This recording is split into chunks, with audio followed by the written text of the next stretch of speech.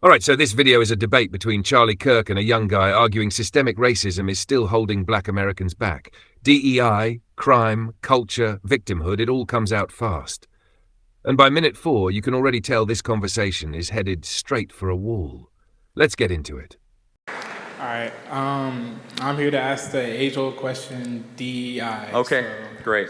Yeah, give me your perspective on DEI, and because based on what I heard earlier, I feel like you don't think I belong here. Oh, because really? Of Why? how I am a black man, and because of DEI, I'm not qualified enough Are you? to be here. Yes, I am. Okay, great, then you belong.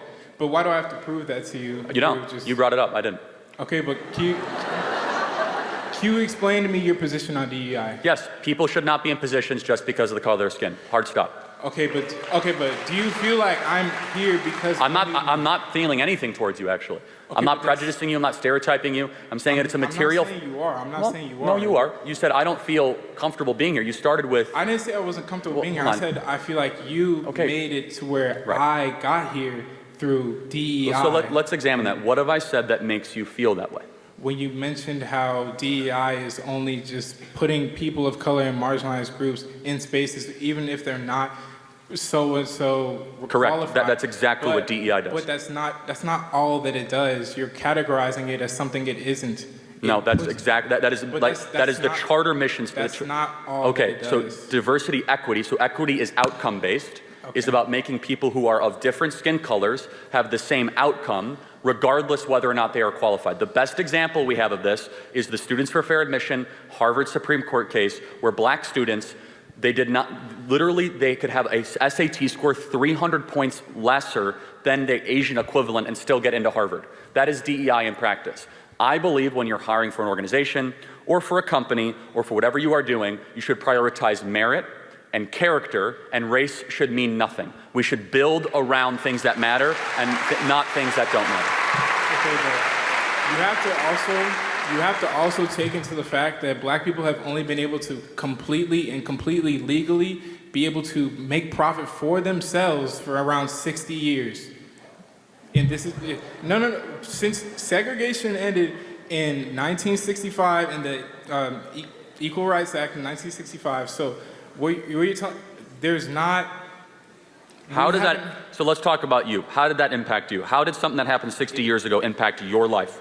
It impacts me all the time. How? What do you, okay. You're at Texas A&M, you're doing great. Okay, yes, sure, yeah. So aren't you a living example that all that's a bunch of nonsense and you could just act good and, behave well and succeed? But there's also living examples of the exact opposite.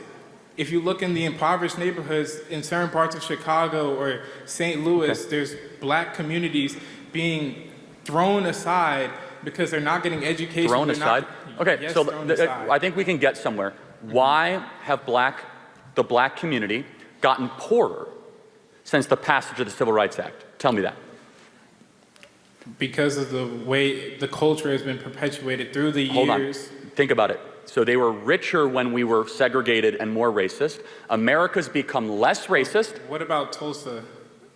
Yeah, no one's going to defend what happened in Tulsa again. But let's talk. We're talking about a lot of different cities. We're talking about Chicago, Tulsa. But let's again. This is a very important point. Why is it that Black America has gotten richer on average, poorer on average, since America passed all these anti-racist laws? I can't answer them. Okay, yeah. So do you think the fact that 70% of black youth don't have a dad around is probably pretty important? That's because of the culture. Right out of the gate, Charlie goes after DEI, arguing that race is being prioritized over merit, using the Harvard admissions case as proof. The other guy responds by zooming way out: slavery, segregation, and the idea that black Americans have only been legally able to build wealth since 1965. But here's where things start to wobble. Charlie presses him on how something that ended 60 years ago is directly affecting his life today, and instead of specifics, we get broad historical framing. By minute 4, they're already talking past each other, one focused on policy and outcomes, the other on legacy and vital of points raised so far. So respectfully allow me to interject. How does the white culture impact the fact whether or not a black dad stays around when he impregnates a woman? I'm not saying it's the white culture. What is it? the culture that has been perpetuated through the 200 years of slavery, the 100 years of segregation, and Jim Crow laws. The marriage, so I got to interject again, I'm sorry, I don't mean to interrupt too much, but in 1960, before the Civil Rights Act, 20% of black youth had a dad around. Now it's, 20% were single fathers, 80% had a dad around. It's been inverted. So we actually have seen black dads run away from their kids the last 60 years. Why is that? Because of the raised incarceration rates, because of the perpetuated culture. So how does one go to jail? That's obvious. I'm not answering that question. Yeah, so maybe it's because they committed crimes? Okay, but when you're forced for, it's not just the, this is old, this is in the past, this doesn't affect you anymore. Okay, so actually let's take a different group. How did the Holocaust impact Jews? They're doing pretty well. Well, because they got reparations, we didn't. How? What reparations did the Jews get? Through acknowledgement, through money, through we acknowledge slavery happened. So, okay, but you're sitting here and acting like it plays no role. No, but to your argument, the Holocaust was 80 years ago. Half of all the Jews on the planet were killed. Everything they earned was taken. Jews are doing great. They're the wealthiest subgroup, racial group or ethnic group in America. If all of a sudden something that happened 80 years ago impacts your material prosperity, how did Jews defy the curve? How did poor Asians do so well? Why is it that Asians are now the wealthiest minority in America, many of whom came with no money in the 1950s or 60s? Because of the culture and opportunities that were provided to them. But you're not hearing me out.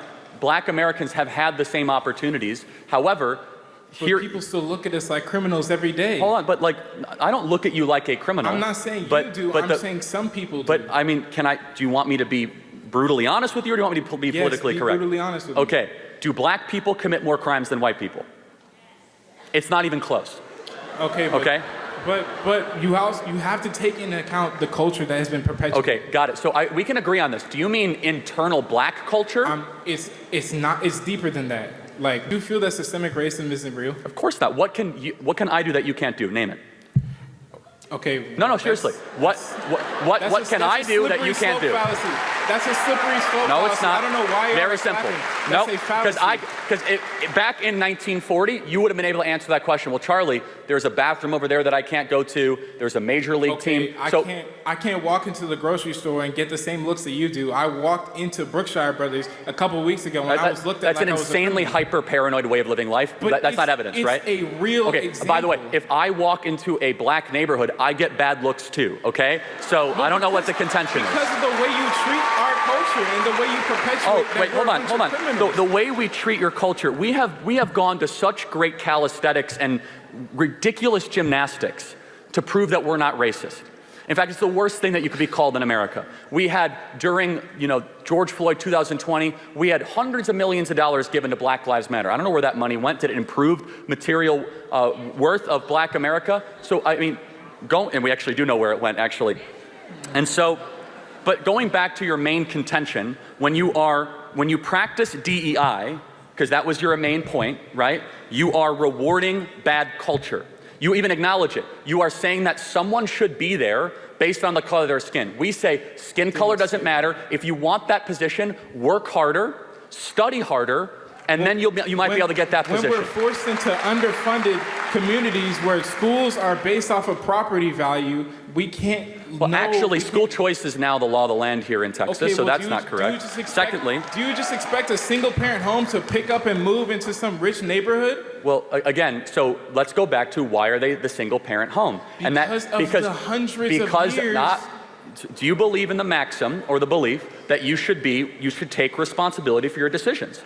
It's not just one person's decisions. It's so much deeper than that. See, why are you trying to? That's where you and I have a different belief. You believe in this. It's not. It's a fact. No, it's a belief. Again, you have to tell me then, why do Jews do so well? Holocaust didn't impact their material worth. How did Asians do so well? And by the way, even more so, why are Hispanics getting so much wealthier? If we were so racist, why are Hispanics all of a sudden gaining income the last 20 years? There's something. It's a difference in culture.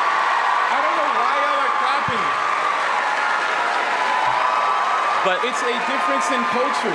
The way that each culture is treated is so vastly different in America. But again, you have to tell me, other than bad looks at the grocery store, how else is your future, you as a man in America, not a black man, how is your future somehow restricted by racism? My natural hair is seemed as unprofessional when I go into an office or workplace. When I walk around in certain places, people just assume, like I've said earlier, the dirty looks. When people think you are automatically the worst of the worst solely because we don't think that. You've interrupted me like 10 times because now. you think you know what white people think, and you don't. I don't know what white people. Here's the problem so far. Historical context isn't an argument by itself. Yes, slavery and Jim Crow were real and evil. But if you can't connect that past to a concrete mechanism operating today, it becomes a permanent excuse instead of an explanation. On DEI, Charlie's point lands because it's measurable. Lower standards justified by race don't magically create equality. They create resentment and lowered expectations. And when asked how this history personally blocks him right now, the answer isn't policy, law, or opportunity. It's feelings and general distrust. That's not systemic racism. That's an unfalsifiable narrative. Then why do you keep on saying you know what white people think? I've seen it. I'm not you've saying seen I our think- thoughts? I've seen what people have done to me and people who look like me around the world and around in America. How?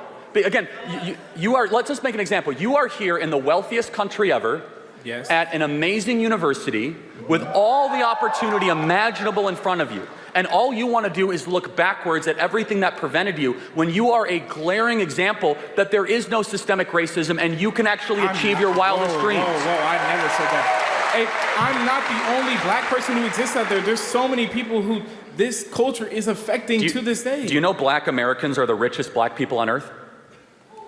What statistic Africa. is that?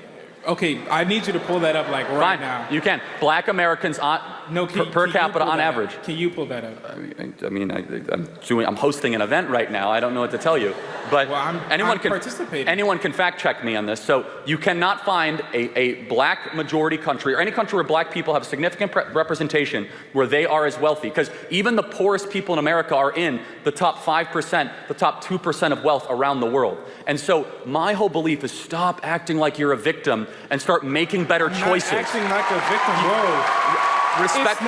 This is not a victim mentality. No, it fundamentally is, because white people are not out to get you. There's I'm not saying they There are. is nothing holding black people back.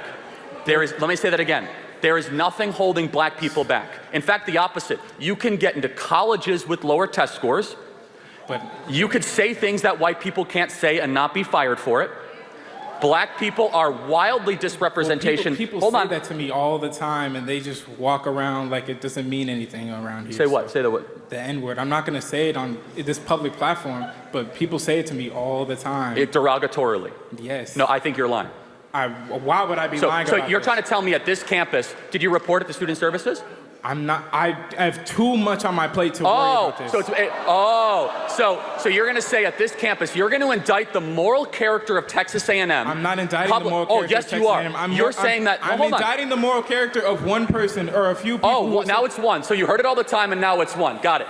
So it's not okay. You're no, but taking me this out is of the point: context, is that but I okay. don't believe you, because now you resort back to a race hoax to make it seem as if the It's white not kids a- on this campus are like not racist saying and terrible. white kids. Oh, so was it a black guy that said it to you? I'm not.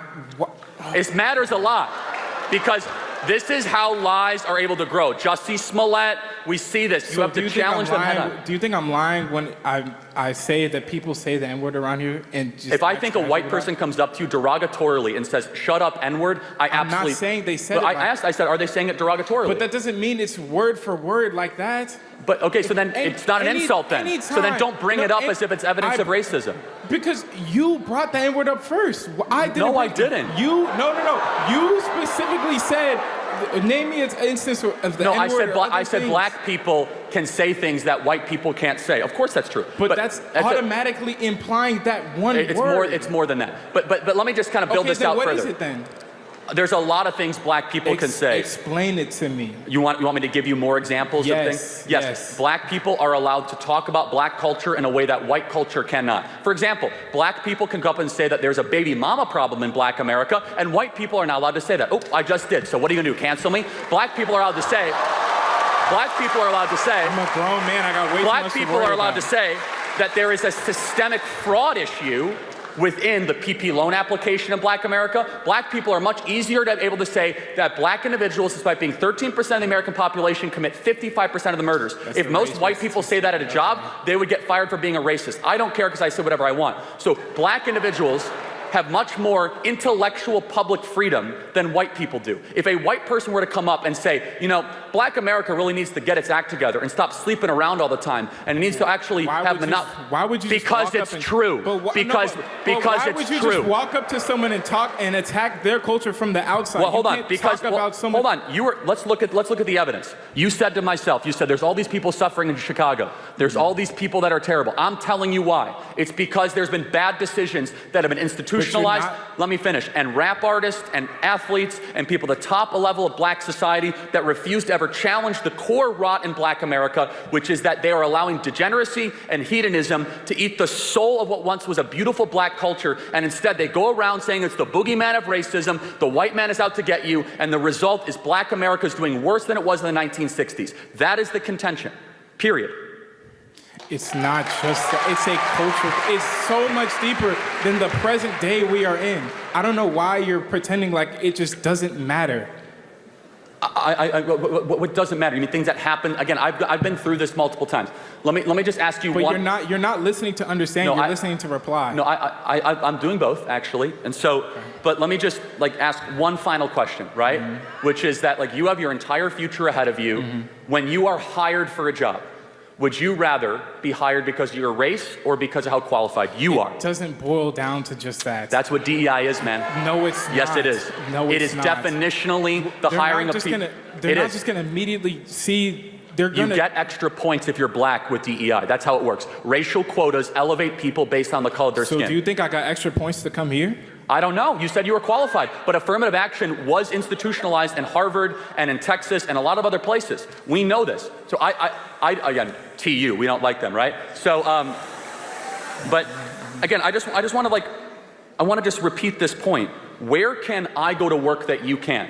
It's not just that. Exactly. There is nothing that is preventing Black people from prospering. Nothing. The only thing is that you guys have been hypnotized to be victims of your own mind, to think as if there's a white person out to get you. I walk in the grocery store, they look at me differently.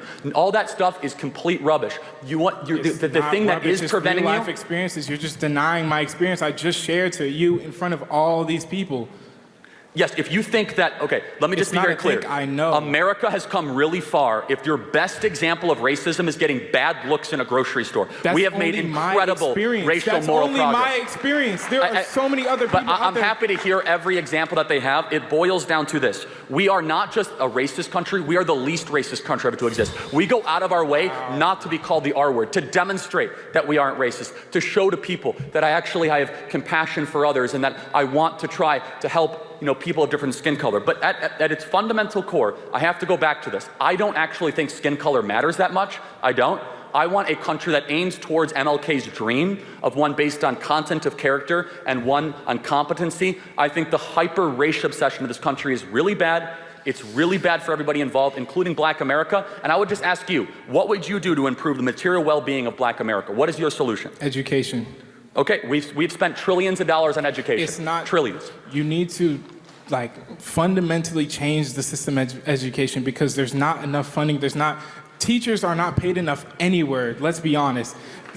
We need to seriously fix our education, especially when public school education comes from property taxes. When you're in a low-income neighborhood, you're not going to get high-income teachers. If you had to choose more money for education or more dads for Black kids, what would you say? That goes hand in hand. Education goes into I agree. Family That's planning. why if we get more dads into homes, it starts solving the problem. No, education is what solves the problem. Well, hold on, but again, if you're just educating and there's not a dad at home reinforcing it, we've seen this play out. We see this in Chicago. In Baltimore, we've spent hundreds of billions of dollars in Baltimore, Chicago, Detroit. We have entire classes of kids that can't read at grade level.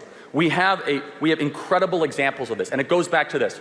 If you want to have a privileged life in America, very simple, start acting a certain way. What do you mean act a certain way? Get married to one person and stay married to that person and don't abandon them, of which 75% of Black men do. So, okay, we have 2 black men right here. By that statistics, one of us is not going to get married to one woman. So, Okay, I hope you guys defy the odds. Okay, so do you Were think you raised by a two-parent Yes, household? I was. Okay, good. And that's why you are probably here, because that elevates my argument. But the reason why they are here is because of the education they received. Both my parents got their bachelors at colleges. I'm not discounting education, but I'm saying the parental family nuclear unit is fundamental. It solves everything, and it's not just a hypothesis. Education is what builds that fundamental family structure. That's where we disagree. More government education is not going to put dads back in the home. I'm saying just education in general. Like, again, New York spends 4 times as much on education than Idaho. It's not a spending thing, and we'll just end with this. Our belief system is that you come down to the most foundational family unit, and when that breaks down so severely, don't be shocked if that group, when it acts that way, stays in poverty over a longer period of time. By the early part of this debate, the divide is clear. One side is talking outcomes, culture, and responsibility. The other is talking history and perception. If you can't move past the past and articulate real barriers in the present, the argument collapses, and that's exactly where this conversation is headed.